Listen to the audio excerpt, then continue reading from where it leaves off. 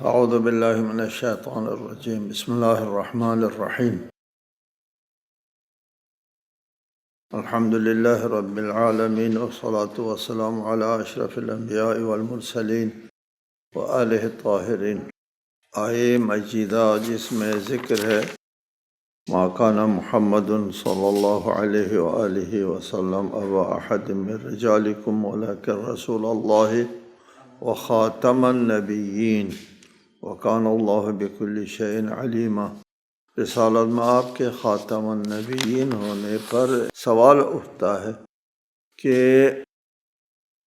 جب رسالت میں آپ کے بعد کسی اور نبی نے نہیں آنا ہے اور یہی قانون، یہی شریعت جو اسلامی شریعت ہے وہ قیامت تک رہنا ہے، تو اس میں تھوڑا سا سوال آتا ہے کہ ایک قانون اور ایک شریعت اور ایک نظام حیات جو بدلتے ہوئے زمانوں کے لیے، بدلتے ہوئے انسانوں کے لیے کس طرح ہو سکتا ہے؟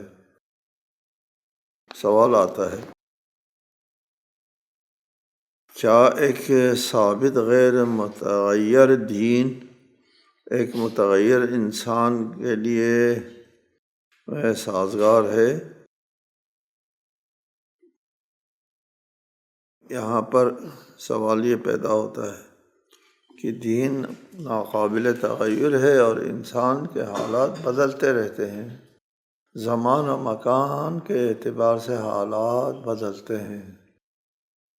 ان بدلتے حالات کے لیے نہ بدلنے والا قانون، ان دونوں کا کیا جوڑ ہے؟ کیسے ہو سکتا ہے؟ جواب کے دو حصے ہیں۔ انسان کے کچھ حالات ہیں جو ثابت ہے، غیر متغیر ہے، آدم سے لے کر آج تک ان میں کوئی تبدیلی نہیں آئی، اور اس کے مقابلے میں اسلامی قوانین اور اسلامی احکام کا ایک حصہ بھی ثابت اور غیر متغیر ہے۔ انسان کے طبیعت اور نفسیات کا بعض اہم ترین حالات ثابت غیر متغیر ہے، اور اسلام کے احکام کا ایک حصہ بھی ثابت غیر متغیر ہے۔ اور دوسری طرف انسان کے حالات جو ہے وہ نفسیاتی حالات اور دیگر حالات جو ہے وہ زمانے کے ساتھ بدلتے رہتے ہیں۔ اسلامی شریعت میں بھی ایک حصہ یہ ہے کہ جو حالات کے ساتھ بدلتے ہیں، لہٰذا اسلامی قوانین کا ثابت حصہ انسان کے ثابت حصے کے لیے، اور اسلامی قوانین کا متغیر حصہ انسان کے متغیر حصے کے لیے، بالکل انسان کے تقاضوں کے مطابق قانون موجود ہے۔ انسان میں دو حالات ہیں، غیر متغیر حالات اور متغیر حالات۔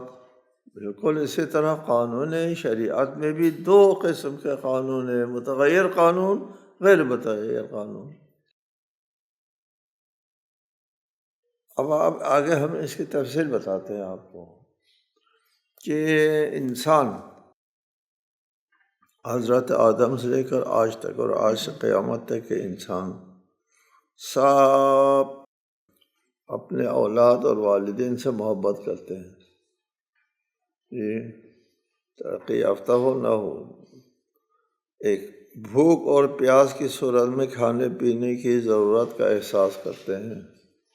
حضرت آدم کے زمانے کے انسان بھی اور آج کے زمانے کے انسان، دوست کے ساتھ محبت اور دشمن کے ساتھ عداوت رکھتا ہے، تمام زمانوں میں کوئی تبدیلی نہیں ہے اس میں۔ احسان کی وجہ سے محبت اور برائی کی وجہ سے عداوت ہوتی ہے تمام انسانوں میں۔ سالم انسان ازدواج کی خواہش رکھتا ہے تمام انسانوں میں، زن شوہر اولاد کی خواہش رکھتے ہیں، یہ بھی قابل تغیر نہیں ہے، ثابت ہے۔ انسان جمال پرست ہوتا ہے، خوبصورتی کو پسند کرتا ہے انسان. جی، قدیم انسان بھی اور جدید انسان بھی، سب انسان خوبصورتی کو پسند کرتا ہے. حب ذات، جذب منفعت، رفع ضرر انسان کی جبلت میں ہے. انسان اپنے آپ سے محبت کرتا ہے، قدیم انسان بھی جدید انسان بھی. فائدے کی چیزوں کو انسان حاصل کرنا چاہتا ہے، ضرر کی چیزوں سے بچنا چاہتا ہے. قدیم انسان بھی جدید انسان بھی.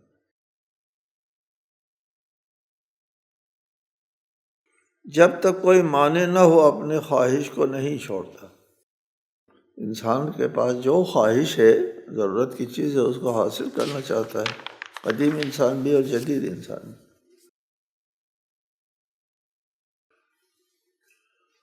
خواہش ہوتی ہے کہ سب اس کا احترام کرے، اس کو تذلیل نہ کرے. احترام چاہتا ہے انسان، ذلت نہیں چاہتا. قدیم انسان بھی جدید انسان بھی. خواہش ہوتا ہے کہ محتاج نہ ہو، مریض نہ ہو، مظلوم نہ ہو، بدنام نہ ہو. قدیم انسان بھی چاہتا ہے، جدید انسان بھی چاہتا ہے. علم و کمال کو پسند کرتا ہے، قدیم انسان بھی جدید انسان بھی. کوئی اس بات کو پسند نہیں کرتا اسے جاہل کہا جائے، حالانکہ ہوتا جاہل ہے. انسان خود پسند اور خود خواہی کا شکار ہوتا ہے،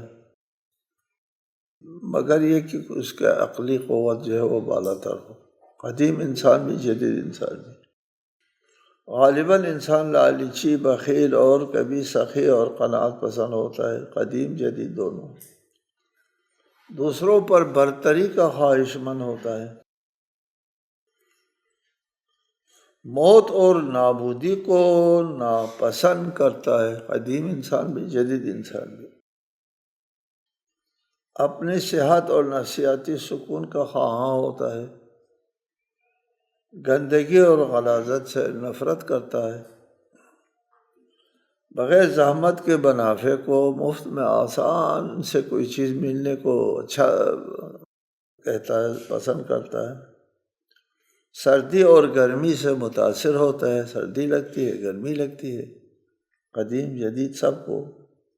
نیند کی ضرورت ہوتی ہے، سونے کی ضرورت ہوتی ہے. قدیم انسان، جدید سب کو. انسان کا طریقہ تولید ایک ہے، جدید قدیم میں. سنگین بوجھ اٹھانے سے تھک جاتا ہے، قدیم تھے، جدید بھی.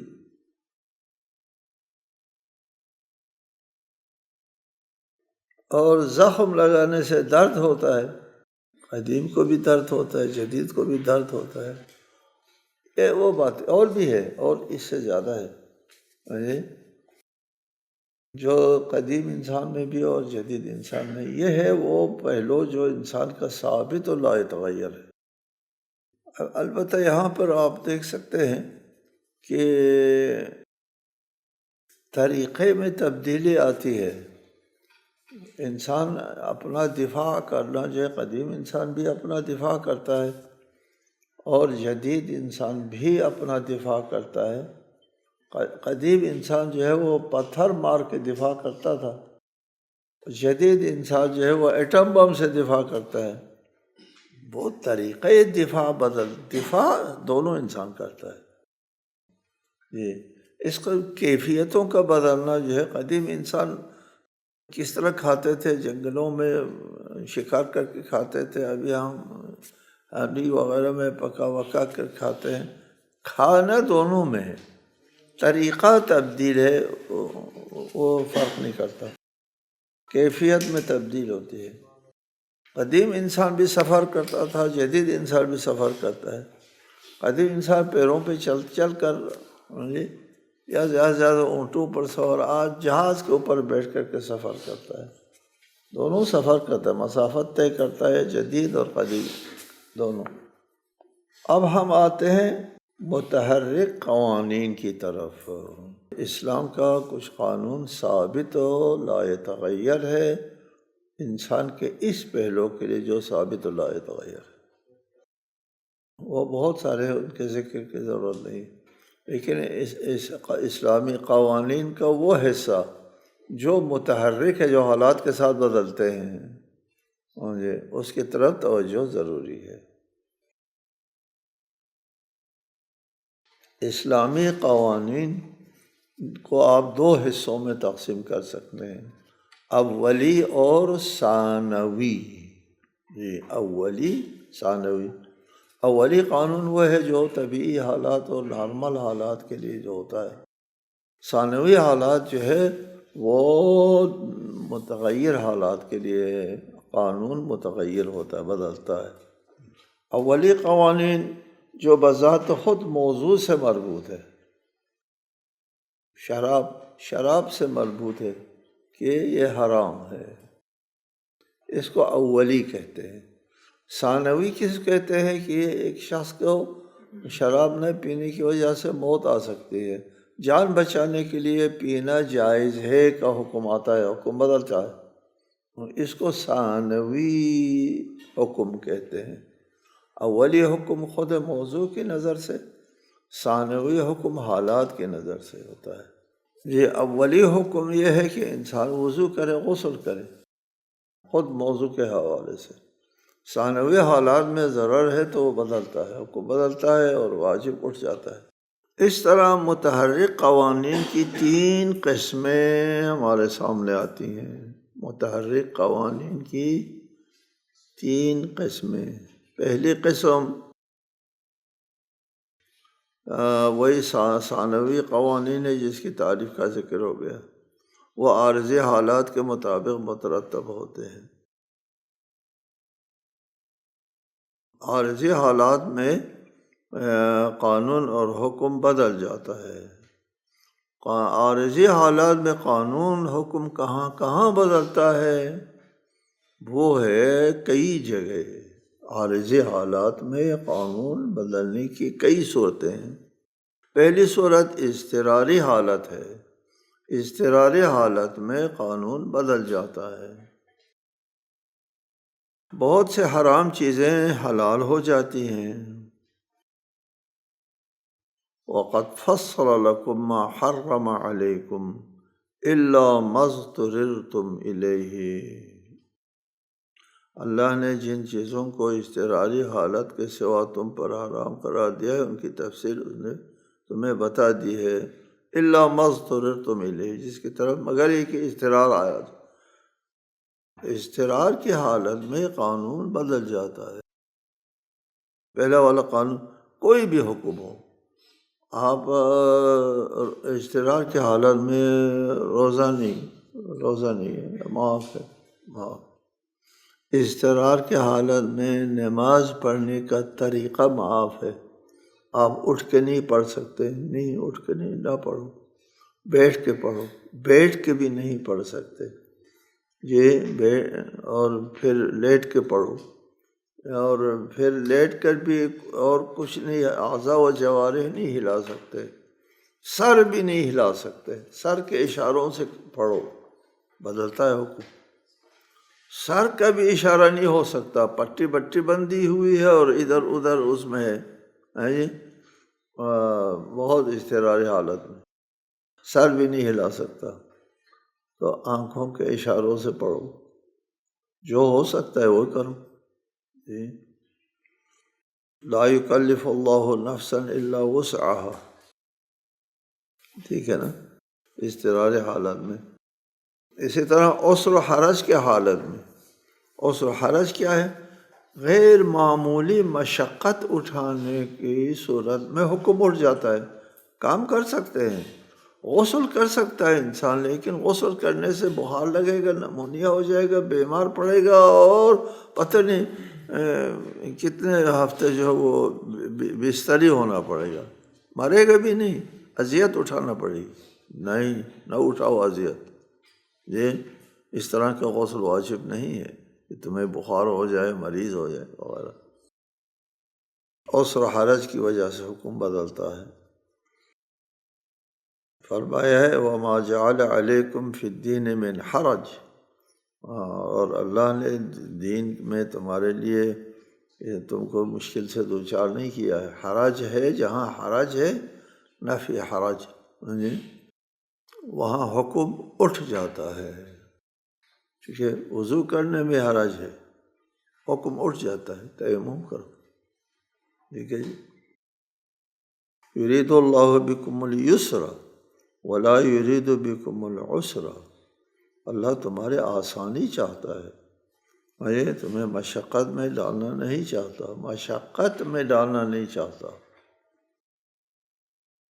یہاں حکم بدل جاتا ہے، یہ اشتراک کے حالت میں بدل جاتا ہے، عسر و حرج کے حالت میں بدل جاتا ہے، تیسری صورت ہے تقیہ کی حالت میں بدل جاتا ہے، اپنی جان بچانا ہوتا ہے، یہ جان بچاؤ اور حکم کو رہنے دو جی۔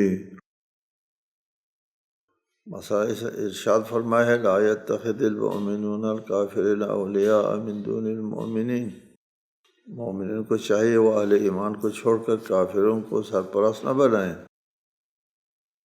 وَمَن يَفْعَلْ ذَلِكَ فَلَيْسَ مِنَ اللَّهِ فِي شَيْءٍ، جو کوئی ایسا کرے اس کا اللہ سے کوئی تعلق نہیں ہے۔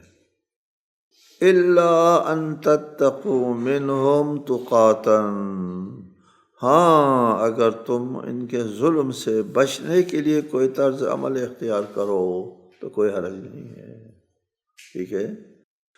إِلَّا أَن تَتَّقُوا مِنْهُمْ تُقَاتًا، ان سے تقیہ بچانے کو کہتے ہیں، بچنے کو کہتے ہیں، بچنا واجب ہے۔ ضرر اٹھانا جو ہے وہ جائز نہیں اصلاً، خطرہ ہے اگر کسی سے، خطرے کی صورت میں خطرہ مول لینا جائز نہیں۔ ضرر، کسی چیز سے ضرر پہنچتا ہے تو اس کا حکم بدل جاتا ہے، یہ بھی ایک کلی قانون ہے، اس کے عجیب فروع ہے۔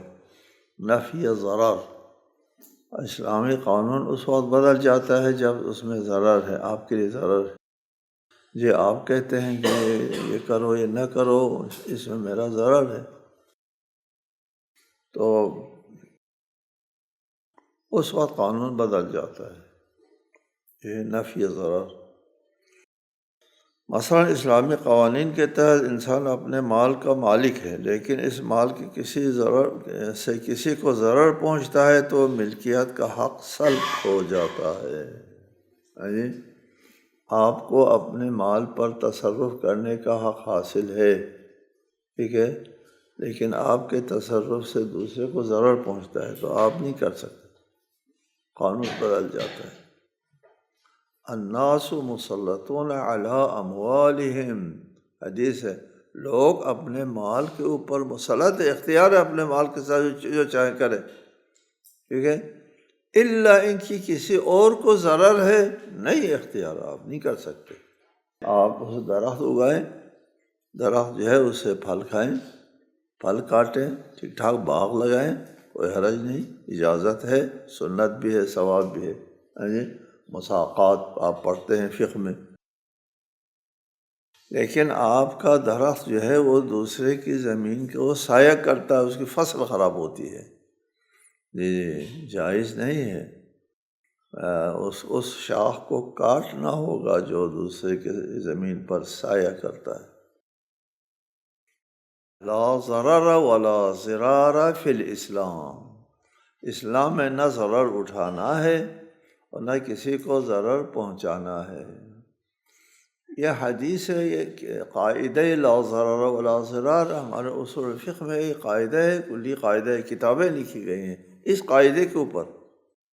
جی، وہ کہتے ہیں کہ ایک صحابی کی ایک درخت تھا، کھجور کا درخت، اپنی زمین پہ جانے کے لیے انصار کے گھر سے ہو کر کے جانا ہوتا تھا، راستہ نہیں تھا، اور تو وہ شخص جو ہے وہ اس انصار کے گھر سے ہو کے جاتا تھا درخت کے پاس، اور اجازت نہیں لیتا تھا، گھس جاتا تھا گھر میں۔ تنگ آ گیا وہ شخص، انصاری تنگ آ گیا، رسالت میں آپ سے شکایت کی کہ یہ مجھے صاحب جو ہے مجھے تنگ کرتا ہے، اس کو بلایا تو اس سے رسالہ مآب نے کہا تم جب بھی جاؤ اس سے اجازت لے کر کے جاؤ، اس کو آگاہ کر کے جاؤ، ہر حالت میں گھر میں گھسنا جائز نہیں ہے۔ اس نے کہا میں اپنے درخت کے پاس جاتا ہوں، مجھے کسی سے اجازت لینے کی کیا ضرورت ہے، میں اجازت نہیں لوں گا۔ اس کا نام سمرۃ ابن جندب ہے۔ اس شخص کی عجیب غریب تاریخ بھی ہے۔ رسالہ مآب نے فرمایا تو پھر یہ درخت جو ہے وہ اس کو دے دو، انصار کو دے دو، میں تمہیں جنت میں ایک درخت دوں گا۔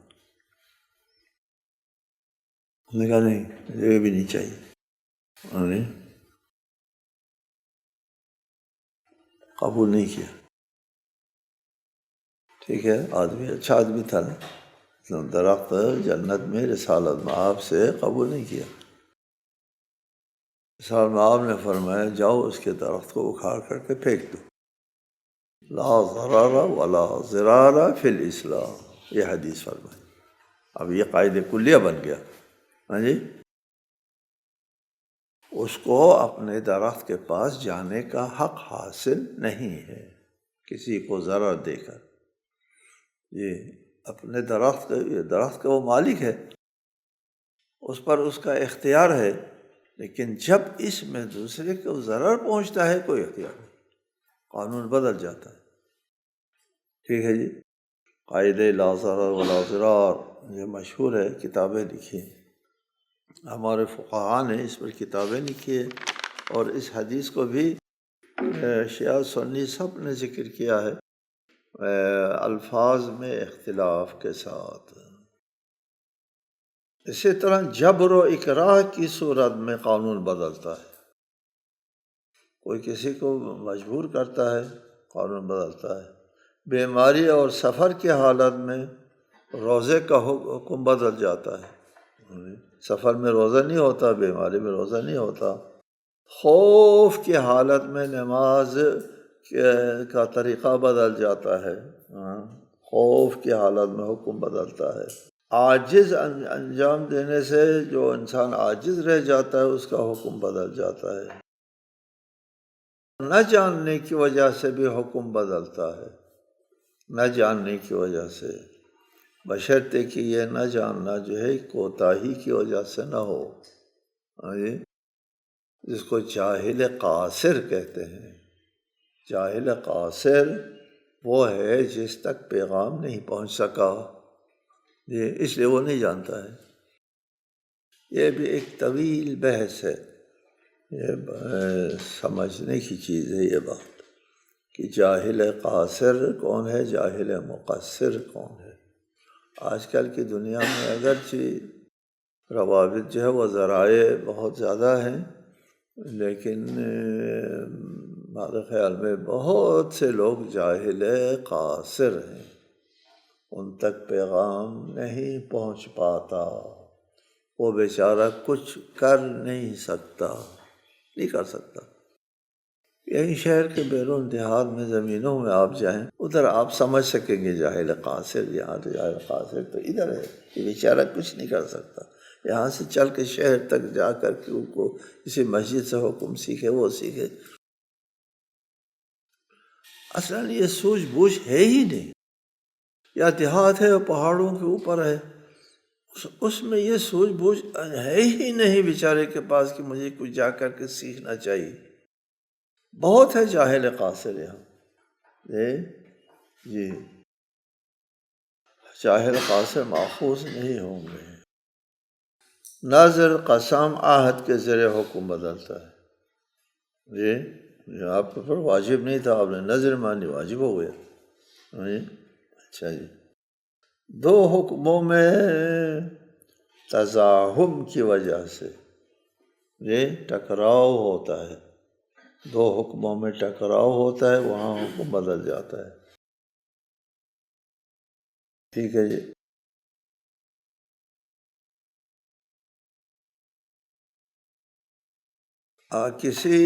کسی کے مال کے اوپر تصرف کرنا جائز نہیں، حرام ہے،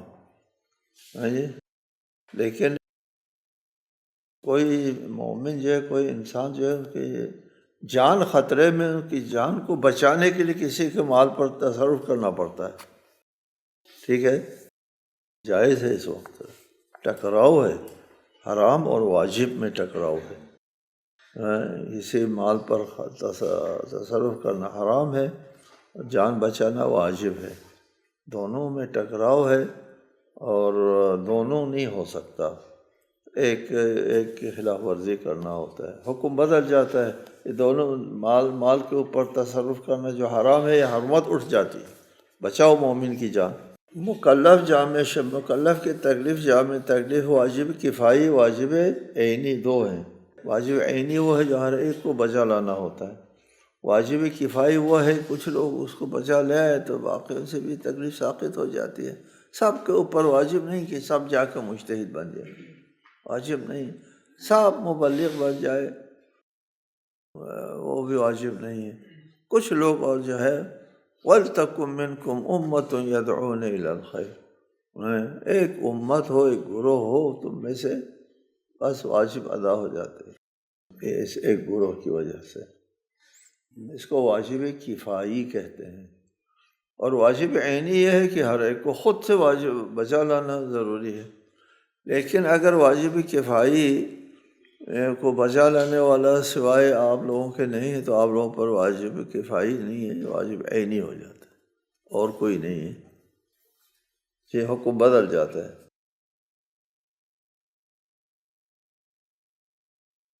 یہ پہلی قسم۔ دوسری قسم جو ہے وہ متحرک قوانین کے کہ جہاں پر شریعت خاموش ہے وہاں آپ کے لیے آزادی ہے۔ مسجد بنانا ہے، مسجد جو ہے وہ اس کی چھت کتنی اونچی ہو، دیوار کیسی ہو، خاموش، شریعت نے یہاں کوئی آپ کو پابندی نہیں لگائی جی۔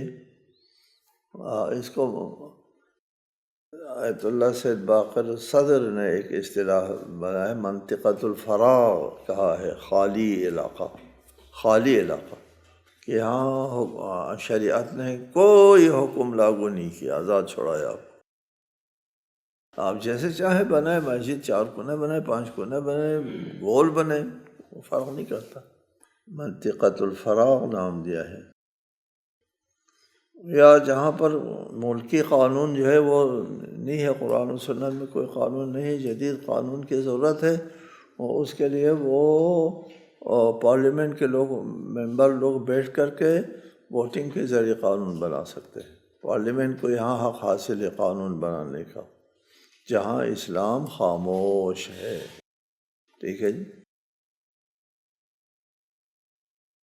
ایک شرط ہے کہ یہاں دیگر اسلامی قوانین کے ساتھ متصادم نہ ہو، ایسا قانون بنا سکتے ہیں جی۔ تیسری صورت جو ہے وہ اسلامی حکومت کو یہ حق حاصل ہے کہ وہ اسلامی شرعی احکام کو کچھ دیر کے لیے موقوف کریں، متوقف کر سکتے ہیں جی، اسلامی حکومت کو، ٹھیک ہے۔ اسلام کے قانون میں آپ کے پاس پانی ہے تو وہ پانی اپنے ضرورت کا آپ استعمال کریں، باقی آپ بیچ سکتے ہیں۔ آپ کے پاس گھاس بھوس ہے، اپنے جانوروں کو کھلائے، اور جو بچ جاتا ہے باقی لوگوں کو بیچ سکتے ہیں۔ رسالہ میں آپ نے پابندی لگائی تھی کہ کسی کے پاس فالتو پانی ہے نہیں بیچ سکتے، فالتو گھاس بھوس ہے نہیں بیچ سکتے۔ یہ بیچارے مہاجرین ہیں، ان کے پاس پانی گھاس بھوس نہیں ہے، ان کو دے دو، فروخت نہیں کر سکتے۔ اس کو کیا کہتے ہیں؟ اس کو حکومت جو ہے اپنے ولایت استعمال کرتی ہے، اسلامی حکومت جو ہے وہ اسی قانون کو متوقف کر سکتی ہے، متحرک قانون ہے۔ السلام علیکم ورحمۃ اللہ وبرکاتہ۔